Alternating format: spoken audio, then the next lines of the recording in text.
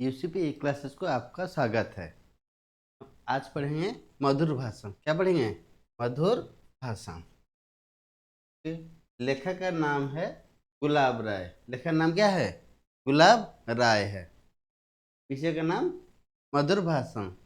हिंदी का गद्य का पहला विषय। विषय का नाम क्या है? मधुर भाषण। लेखक गुलाब राय। लेखक कौन है? गुलाब राय। समझ आ रहा है? पहले पढ़ेंगे लेखक का परिचय। लेखक का परिचय। गुलाब राय का जन्म सन 1888 में हुआ था। गुलाब राय का जन्म कब हुआ था? 1888 ईस्वी में। कब हुआ था? 1888 ईस्वी में हुआ था। सन का मतलब जैसा उड़िया में मसीहा बोला जाता है। कहाँ पर हुआ था? इटावा में हुआ था। गुलाब राय का जन्म कब हुआ ना? 1888 ईस्वी में इटावा में। कहाँ पर हुआ? इटावा में हुआ था। अपने माता पिता के धार्मिक और दार्शनिक प्रवृत्ति का, अपने माता पिता के धार्मिक और दार्शनिक प्रवृत्ति का आप मतलब कौन? गुलाब राय। आप मतलब कौन? गुलाब राय। आप पर विशेष प्रभाव पड़ा। अपने दर्शन शास्त्र में आपने मतलब गुलाब राय ने दर्शन शास्त्र जो फिलोसफी दर्शन शास्त्र में एमए की। क्या पढ़ा? एमए। एमए मतलब मास्टर डिग्री। हाँ, मास्टर इन आर्ट्स। एमए की पास की किसमें? दर्शन शास्त्र में। कौन? गुलाब राय। दर्शन शास्त्र पर आपने कई पुस्तकें लिखी। दर्शन शास्त्र के ऊपर गुलाब राय ने बहुत सारी किताबें लिखी है। बाद में अपनी रुचि साहित्य पर केंद्रित की। के बाद गुलाब राय ने अपनी रुचि साहित्य पर केंद्रित किया। साहित्य के ऊपर गवेषणा किया। आगरा में। कहाँ पर? आगरा, उत्तर प्रदेश के आगरा में सेंट सेंट जॉन्स कॉलेज में। कॉलेज नाम क्या है? सेंट जॉन्स कॉलेज में आप अध्यापक नियुक्त हुए। क्या नियुक्त हुए? अध्यापक। कौन? गुलाब राय ने। अब आपने एलएलबी की परीक्षा भी पास की। एलएलबी की परीक्षा भी पास की। एलएलबी किसे बोला जाता है? वकीलाती जो करते हैं, लॉयर। आगरा में रहते समय आपने साहित्य का गंभीर अध्ययन किया। कहाँ पर? आगरा में रहते समय साहित्य पर गंभीर अध्ययन किया। साहित्य संदेश का आपने सफल संपादन भी किया। साहित्य संदेश नाम का जो पत्रिका है उसका भी संपादन किया था। किसने? गुलाब राय ने। समझ आ रहा है? क्या क्या पढ़े? गुलाब राय का जन्म 1888 में इटावा में हुआ था। और क्या पढ़ा हमने ना? उन्होंने गुलाब राय ने दर्शन शास्त्र में एमए की परीक्षा पास की है। उसके बाद उन्होंने दर्शन शास्त्र पर बहुत सारे किताबें लिखी। बाद में उनकी रुचि साहित्य पर आकर केंद्रित हुई। उसके बाद गुलाब राय ने आगरा में सेंट जॉन्स कॉलेज में अध्यापक नियुक्त हुए। उसके बाद एलएलबी की परीक्षा भी पास की। समझ में आ रहा है? और वो एक पत्रिका का संपादन भी किया था जिसका नाम है साहित्य संदेश। नाम क्या उसका? साहित्य संदेश। समझ में आ रहा है?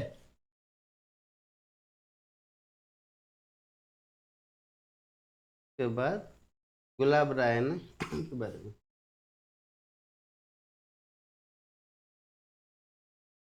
गुलाब राय दर्शन इतिहास गुलाब राय दर्शन इतिहास राजनीति साहित्य आदि अनेक विषयों पर अमूल्य ग्रंथ हिंदी को दे सके हैं। गुलाब राय ने किस किस पर लिखा है? दर्शन पर लिखा है, इतिहास पर लिखा है, राजनीति पर लिखा है, साहित्य आदि पर अनेक अमूल्य ग्रंथ की रचना की है। किसने? गुलाब राय ने। उनकी साहित्य सेवाओं का उचित मूल्यांकन करते हुए आगरा विश्वविद्यालय ने उन्हें डी लिट की उपाधि से सम्मानित किया। आगरा का विश्वविद्यालय ने किसको? गुलाब राय को कौन सा उपाधि दिया? डी.लिट की। ये डी.लिट की उपाधि क्या होता है? जैसे कि हम 10वीं कक्षा के बाद +2 +3 पीजी पीएचडी उसके बाद डी.लिट की उपाधि से सम्मानित किया था। किस विश्वविद्यालय ने? आगरा की विश्वविद्यालय ने। उसके बाद देखिए मन की बातें, कर्तव्य शास्त्र, पाश्चात्य दर्शन का इतिहास, बौद्ध धर्म आदि उनकी दार्शनिक रचनाएं हैं। गुलाब राय की दार्शनिक रचनाएं क्या क्या हैं ना? मन की बातें किताब के नाम, कर्तव्य शास्त्र, पाश्चात्य दर्शन का इतिहास, बौद्ध धर्म आदि उनकी दार्शनिक रचनाएं हैं। उसके बाद नवरस, प्रसाद जी की कला, सिद्धांत और अध्ययन, हिंदी नाट्य विमर्श आदि उनकी आलोचनात्मक रचना है। उनकी आलोचनात्मक रचनाएं क्या क्या हैं ना? नवरस, प्रसाद जी की कला, सिद्धांत और अध्ययन, हिंदी नाट्य विमर्श आदि। ये सब क्या है? उनकी आलोचनात्मक रचनाएं। ये सब क्या था ऊपर का ना? दार्शनिक रचनाएं। उसके बाद ढलुआ ढलुआ क्लब, प्रबंध प्रभाकर, जीवन पथ, मेरी असफलताएं, फिर निराशा क्यों आदि संग्रह में उनके निबंध संकलित हुए हैं। उनके निबंधों में विषय प्रतिपादन की स्पष्टता तथा पर्याप्त गहराई है। किसकी? गुलाब राय की। ताल किस किस पर लिखा ना? दार्शनिक रचनाएं लिखी, आलोचनात्मक रचनाएं लिखी, और क्या लिखा? निबंध। समझ में आ रहा है?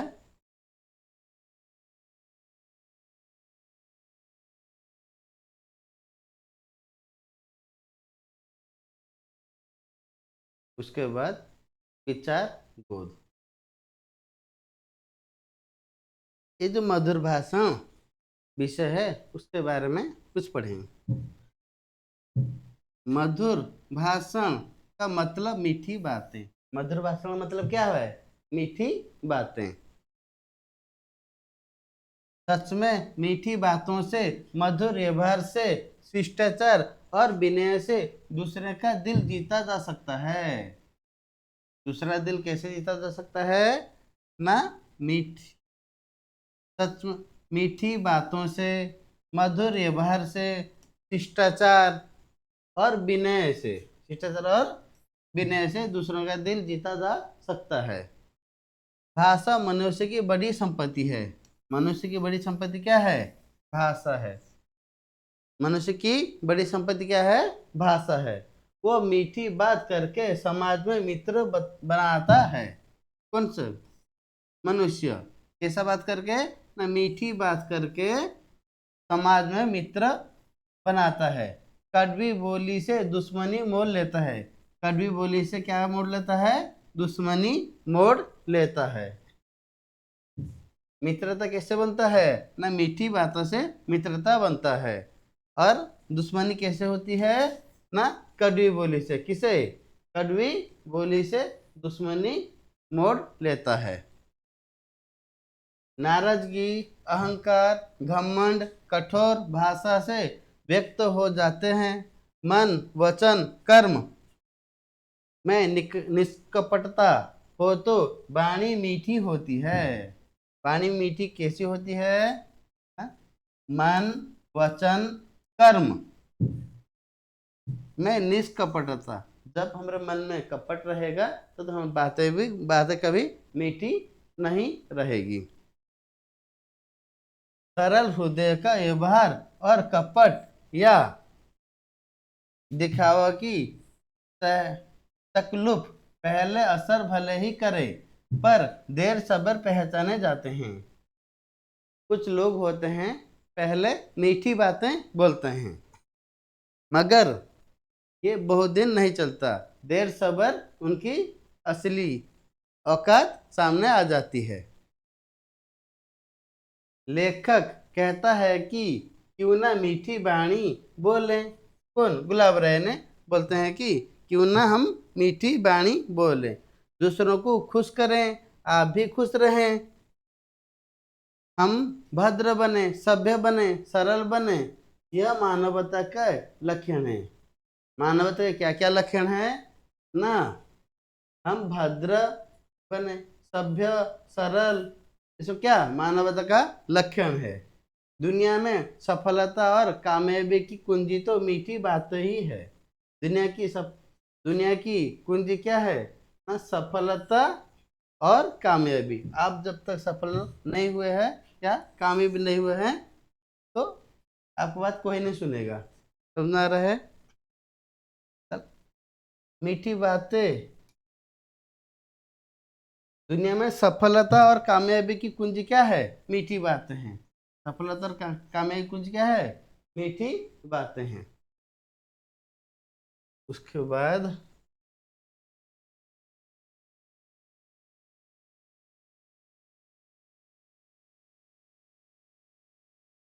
अभी विषय शुरू किया जाएगा। मधुर भाषण। मधुर भाषण, भाषा पर मनुष्य का विशेष अधिकार है। भाषा पर किसका अधिकार है? मनुष्य का। भाषा पर किसका अधिकार है? मनुष्य का अधिकार है। भाषा पर किसका अधिकार है? मनुष्य का अधिकार है। भाषा के कारण ही मनुष्य इतनी उन्नति कर सका है। मनुष्य की उन्नति किसके कारण हुई है ना? भाषा के कारण हुई है। पशु पक्षी का तो उन्नति नहीं हो रहा है क्योंकि उनके पास भाषा नहीं है। जानवर हजार वर्षों से जहाँ के तहाँ बने हुए हैं। कौन? जानवर हजारों वर्ष से जहाँ के तहाँ बने हुए हैं, किंतु मनुष्य उत्तरोत्तर उन्नति करता चला आया है। उत्तरोत्तर मतलब परवर्ती अवस्था में, माने एक के पीढ़ी बाद दूसरा पीढ़ी, तीसरा पीढ़ी उन्नति किया जा रहा है, माने करता चला आया है। अन्य जानवरों की अपेक्षा अन्य जानवरों की अपेक्षा मनुष्य भौतिक बल में, कौन सा बल में? भौतिक बल में, भौतिक बल फिजिकल बल में निम्न होता है। हाथी से तो हम कमजोर होते हैं, भौतिक बल में न्यून होता है। वे भी अपने बुद्धि और भाषा के सहारे अधिक सबल हो गया है। मनुष्य क्या होता है ना? मनुष्य भौतिक बल में न्यून, न्यून मतलब कम होते हुए भी अपनी बुद्धि और भाषा के सहारे अधिक सबल हो गया है। उसने पंच महाभूतों को, इसको पांच महाभूतों को अपने बस में कर लिया है। किसने अपने पंच महाभूतों को बस में कर लिया है? मनुष्य ने। किसने? मनुष्य ने। यह सब भाषा द्वारा प्राप्त सहकारिता के बल पर ही हो सका है। ये सब किसके बल पर हुआ हो सका है ना? भाषा के बल पर। भाषा द्वारा हमारे ज्ञान और अनुभव की रक्षा होती है। किसके द्वारा हमारा ज्ञान और अनुभव की रक्षा होती है? भाषा के द्वारा। किस द्वारा? भाषा के द्वारा।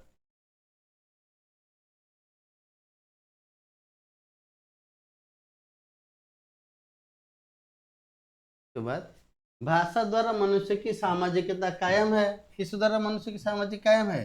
भाषा के द्वारा मनुष्य की सामाजिकता कायम है, किंतु भाषा का दुरुपयोग ही उसे भिन्न भिन्न भी कर देता है। हम दूसरों से जब भी मीठी बातें बोलते हैं, संपर्क अच्छा होता है। तो कड़वी बातें बोलते हैं, संपर्क क्या हो जाता है? भिन्न भिन्न हो जाता है। एक मधुर शब्द दो रूठों को मिला देता है। दो रूठों को कौन मिला देता है? एक मधुर शब्द। दो रूठों को कौन मिला देता है? एक मधुर शब्द। और एक ही कटु शब्द दो मित्रों के मन में बेमनस्य उत्पन्न कर देता है। इससे दो मित्रों के मन में क्या बेमनुष्य कौन उत्पन्न कर देता है? एक कटु शब्द। तब तो दो रूठों को कौन मना देता है? ना मीठी शब्द। और दो मित्रों को मन में बेमनुष्य उत्पन्न कौन कर देता है? ना कटु शब्द। अब प्रश्न यह होता है कि मधुर या मिष्ट भाषण किसे कहते हैं? किसे बोला जाता है मधुर या मिष्ट भाषा? साधारणतः जो वस्तु मनानुकूल होती है, हमको हमारे मन को अच्छा लगता है, जिससे चित्त द्रवित होता है, मन हमारा दिल खुश हो जाता है, वही मधुर कहलाती है। क्या कहलाती है? मधुर कहलाती है। माधुर्य भाषा का भी गुण है, माधुर्य का भाषा का भी गुण है। चित्त को पिघलाने वाला, इसको चित्त को पिघलाने वाला, जो बात सुनकर हम बहुत खुश हो जाते हैं, जो आनंद होता है, उसे माधुर्य कहते हैं। उसे क्या कहते हैं? माधुर्य कहते हैं। क्या पर हमने ना प्रश्न यह होता है कि मधुर या मिष्ट भाषण किसे कहते हैं? ना साधारणतः जो वस्तु मननुकूल होता है, मननुकूल होता है, जिससे चित्त द्रवित होता है, वही मधुर कहलाता है। क्या कहलाता है? मधुर कहलाता है। माधुर्य भाषा का भी गुण है, चित्त को पिघलाने वाला जो आनंद होता है, उसे माधुर्य कहते हैं। उसे क्या कहते हैं? माधुर्य कहते हैं। समझ में आ रहा है? के बाद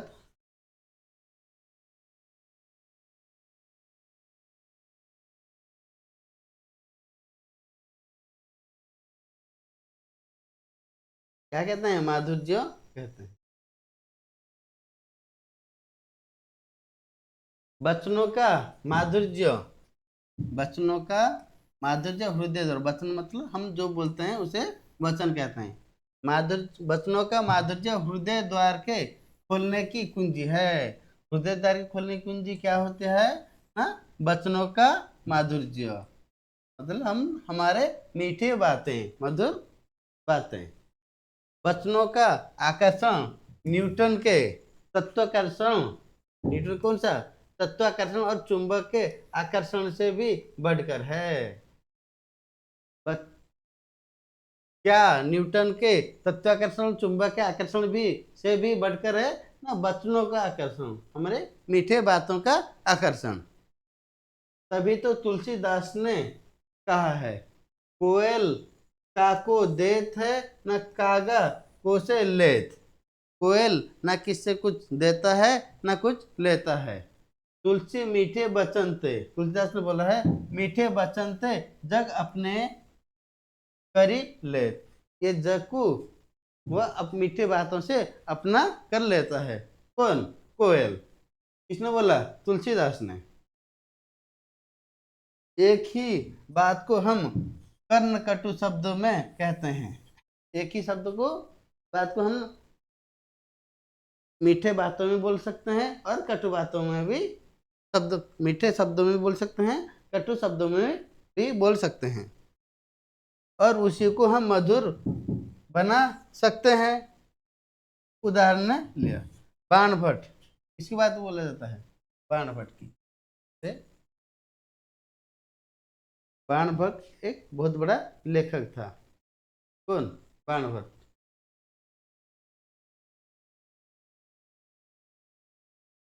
बाण भट्ट जब मरने वाला था, कौन? बाण भट्ट, तो यह प्रश्न हुआ कि उसकी अधूरी कादम्बरी, उसने एक किताब लिखी था, उसका नाम है कादम्बरी। उसका नाम क्या? कादम्बरी। को कौन पूरा करेगा?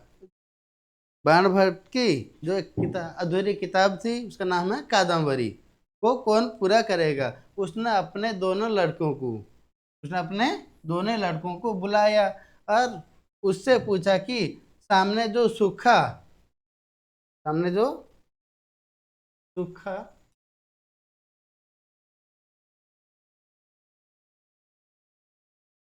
वृक्ष खड़ा है, सामने जो सूखा वृक्ष खड़ा है, उसको तुम किस प्रकार अपने भाषा में व्यक्त करोगे? किसने पूछा? बाणभट्ट ने। किससे? अपने दोनों लड़कों से। सामने जो सूखा वृक्ष खड़ा है उसको तुम किस प्रकार अपनी भाषा में व्यक्त करोगे? बड़े लड़के ने कहा। किसने कहा? बड़े लड़के ने कहा, शुष्क काष्ठ निरुष्ट शुष्क काष्ठ निष्ठु त्याग्रे। शुष्क काष्ठ निष्ठ त्याग्रे। दूसरे ने कहा, छोटे बेटे ने कहा, नीरस तरुबर बिलसती पूरत। नीरस तरुबर बिलसती पूरक। बात एक ही थी, कहने में फर्क था। ये कितना कठिन आ रहा है, ये कितना सहज आ रहा है। बाणभट्ट ने अपने छोटे लड़कों को ही पुस्तक की पूरी करने का भार सौंपा। बाणभट्ट ने किसको अपना पुस्तक पूरी करने भार दिया? ना अपने छोटे बेटे को। समझ आ रहा है? कौन सी किताब? कादम्बरी। ये तो हिंदी साहित्य के शब्द संयोजन की बात है।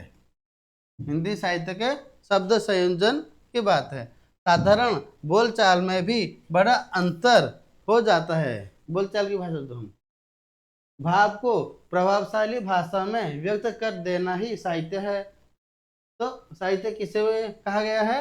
ना भाव को, हम जो सोचते हैं, जो कहना चाहते हैं, को प्रभावशाली भाषा में व्यक्त कर देना ही साहित्य है।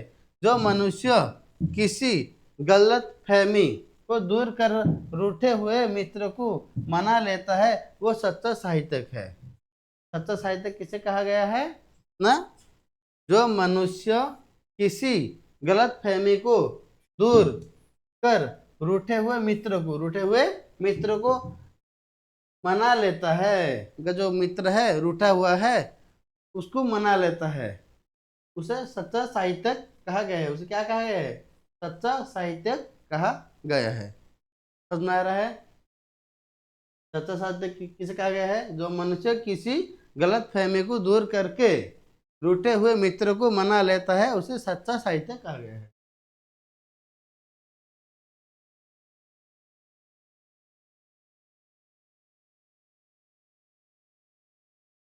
तो वार्तालाप की शिष्टता मनुष्य को आदर का भाजन बनाती है। हम बात बोलचाल की जो बातें करते हैं उसमें जब शिष्टता रहता है, क्या रहता है? शिष्टता मनुष्य को आदर का भाजन बनाती है। आदर का भाजन बनाती है और समाज को उसकी सफलता के लिए रास्ता साफ कर देती है। समाज को सफलता के लिए रास्ता क्या कर देती है? साफ कर देती है। क्या? उसकी शिष्टता। उसकी क्या? शिष्टता। मनुष्य का समाज में जो प्रभाव पड़ता है वह बहुत अंश में पोशाक और चाल ढाल पर निर्भर रहता है। किंतु बीज भरे कनक घंटों की संसार में कमी नहीं है। बीज भरे कनक घंटों मतलब जो हमारे पास रहते हैं और हमारी बुराई करते हैं। तब तक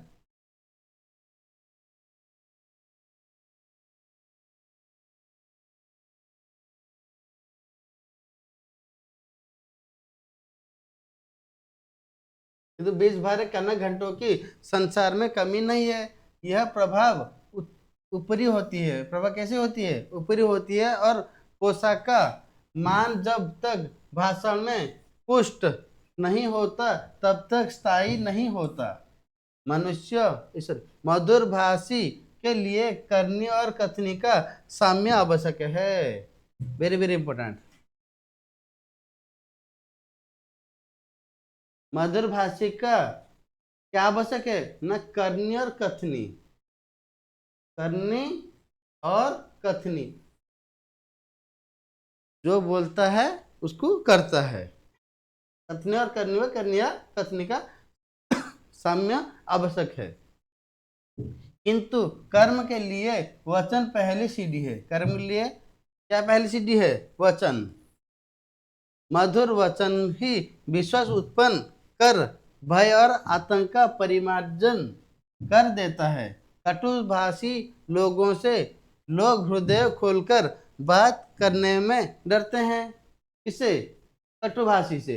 मगर मधुर भाषण मधुर वचन ही विश्वास उत्पन्न कर भय और आतंक का परिमार्जित कर देते हैं। कटुभाषी लोगों से लोग हृदय खोलकर बात करने में डरते हैं। सामाजिक व्यवहार के लिए विचारों का आदान प्रदान आवश्यक है। किसका? सामाजिक व्यवहार के लिए क्या? विचारों का आदान प्रदान आवश्यक है। और भाषा की सार्थकता इसी से है कि वह दूसरे पर अथेष्ट प्रभाव डाल सके। क्या? भाषा। जब बुरे समय आदमी को रुष्ट कर सकते हैं तो मधुर वचन दूसरे को प्रसन्न भी कर सकते हैं। जब बुरे वचन आदमी को रुष्ट व कष्ट दे सकते हैं व कर सकते हैं तो मधुर वचन दूसरों को प्रसन्न भी कर सकते हैं। शब्दों का जादू बड़ा जबरदस्त होता है।